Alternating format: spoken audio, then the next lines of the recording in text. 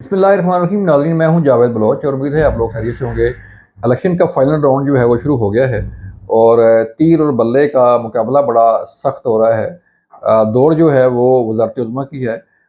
इस दौड़ में साबिक़ वज़ीर-ए-आज़म नवाज शरीफ जो है वो किस हद तक कामयाब होंगे और इस दौड़ में बिलावल भुट्टो ज़रदारी किस हद तक कामयाब होंगे और जोड़ तोड़ के बादशाह आसफ़ अली ज़रदारी का की का जो जोड़ तोड़ प्लान है वो किस हद तक कामयाब होगा। इसके लिए हमने एक वर्किंग की है इस पे, वो आपसे शेयर करने जा रहे हैं। और जो मुतवक्को वज़ीर-ए-आज़म होगा उसके मुतल्लिक़ भी आपको आगाह करेंगे कि वज़ीर-ए-आज़म की दौड़ में कौन किस हद तक कामयाब हो सकता है और तहरीक-ए-इंसाफ़ के जो कैंडिडेट्स हैं उनकी क्या सूरत हाल है। तहरीक-ए-इंसाफ़ के चेयरमैन की अडयाला जेल में क्या सूरत हाल है और अडयाला जेल की समातें जो हैं मुख्तलिफ़ केसेस की वो कहाँ पहुँची हैं, इस मुतल्लिक़ आपको आगाह करने जा रहे हैं। इस वक़्त सबसे पहले आपको आगाह करें तो तहरीक-ए-इंसाफ़ के चेयरमैन इमरान खान के जो केसेस हैं वो फाइनल राउंड में पहुँच चुके हैं और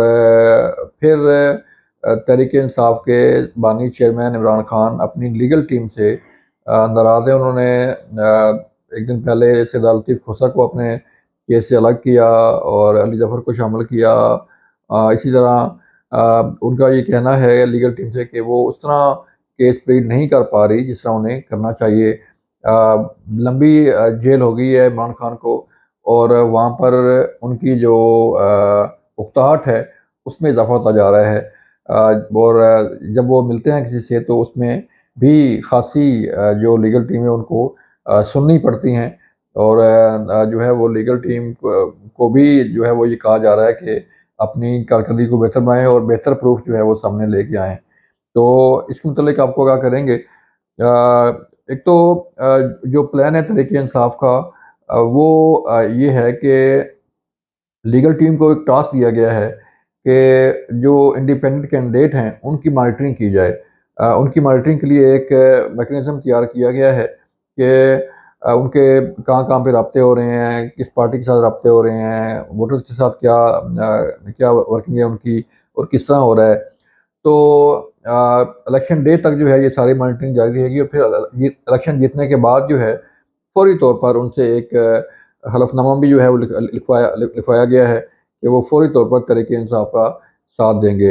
बताया जा रहा है कि 30% चूँकि कैंडिडेट इंडिपेंडेंट इस पूरे इलेक्शन में शायद जो है वो इलेक्शन जीत के आएँ और इसके बाद जो है उन्होंने पार्टी जॉइन करनी है तो फिर जोड़-तोड़ अभी से शुरू हो गए। इन इलेक्टेबल्स के साथ भी जोड़-तोड़ शुरू हो चुका है और नून लीग के जो कायद हैं मियाँ नवाज़ शरीफ वो भी मुलाकातें कर रहे हैं और बिलावल भुट्टो ज़रदारी साहब जो है वो भी अपनी कोशिशें कर रहे हैं।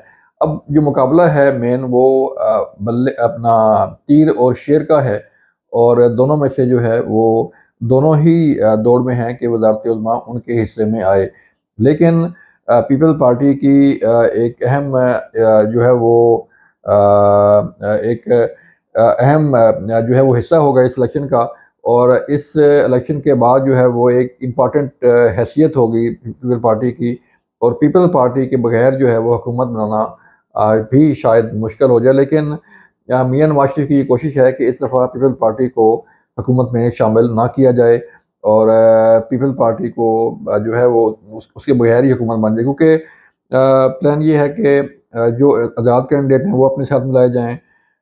फिर इस्तेकाम पाकिस्तान पार्टी को साथ मिलाया जाए। फिर ये जो एफए जो है वो हुकूमत के साथ मिल जाए। फिर बीएपी बाप पार्टी जो है बलूचिस्तान की वो मिल जाए। इसके साथ-साथ एमक्यूएम जो है वो मिल जाए। तो ये एएनपी भी मिल सकती है। तो ये वो सारी जमातें हैं जो मिल के हुकूमत बना सकती हैं और फिर पीछे बच जाएगी तहरीक-ए-इंसाफ़ और पीपल्स पार्टी।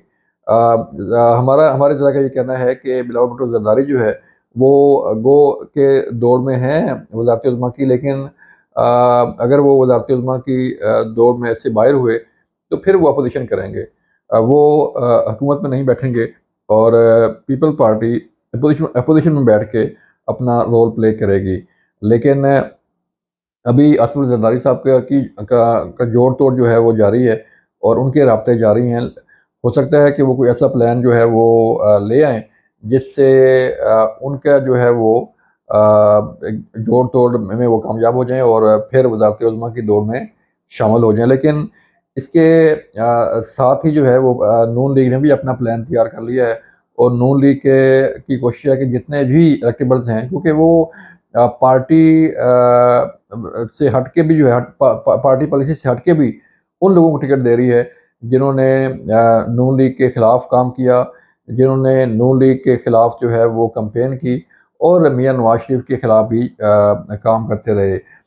लेकिन अब मामला है इलेक्शन जीतने का, तो नून लीग ने अपने जो पुराने साथी थे उन्हें भी टिकट नहीं दिया और उन लोगों को टिकट दिया है कि जो सीट एडजस्टमेंट के तहत आगे आएंगे और फिर नून लीग का साथ देंगे।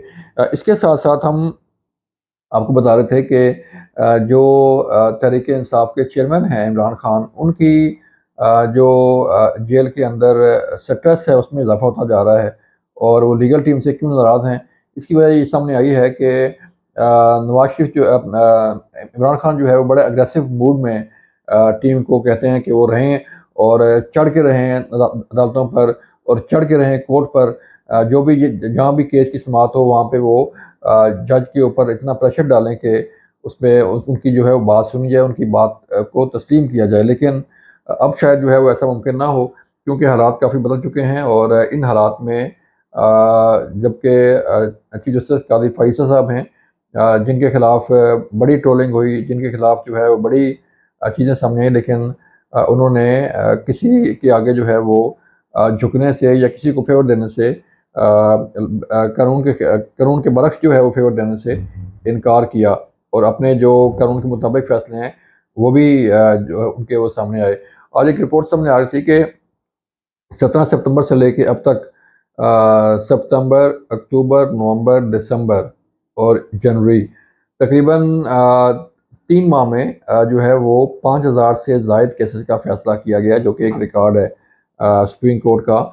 और इससे पहले कभी इतने केसेस का फ़ैसला नहीं हुआ इतनी जल्दी और इस तादाद में अगर ये फ़ैसले आगे चलते रहे तो फिर जो बैकलॉग है, हज़ारों कुछ मोर देन 40,000 से ज़ायद केसेस पेंडिंग हैं, तो उनके केसेस भी वो भी सामने आएंगे और उनके फैसले भी जल्द निपटाने का इम्कान पैदा हो गया है, जिस तरह सुप्रीम कोर्ट आगे बढ़ रही है।